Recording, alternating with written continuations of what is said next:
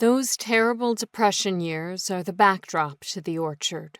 The story of one woman struggling at the end of a country road to make a living from a little apple orchard, and enduring with the help of others who were even worse off.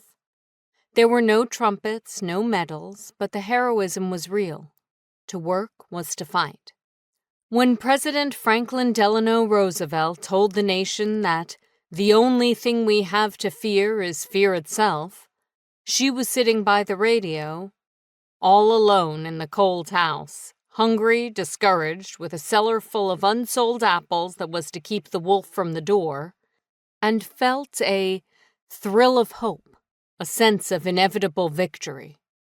20 years later, when much was won but much also for her was lost, there was a lull in my mother's life.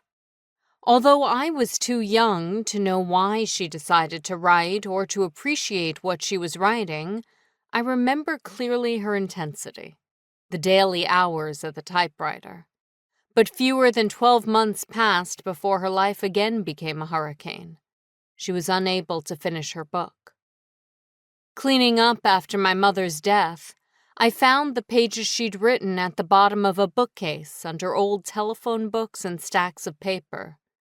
They traveled unread around the country with me until 2 winters ago when, housebound in Ipswich, I returned with my mother to that colder and harder time.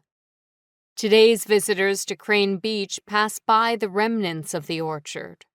The road has been widened, and on hot summer weekends it is jammed in both directions. 3/4 of a mile from the thronged beach sits the old farmhouse, now very close to the road, its protecting elms gone, one downed by a hurricane, its mate strangled by Dutch elm disease. To the left, if you look, a few scrawny, sparse-leafed fruit trees stand on the hillside. Elaborate houses or weeds have sprung where once were peaches and apples. Here and there, an old tree still yields its wormy and abandoned crops. For me, the chapters that follow have given each leaf, each apple, a kind of voice. They whisper of a time of challenge, struggle, success, and of the young Kitty Crockett, my mother, in her years of bitter glory.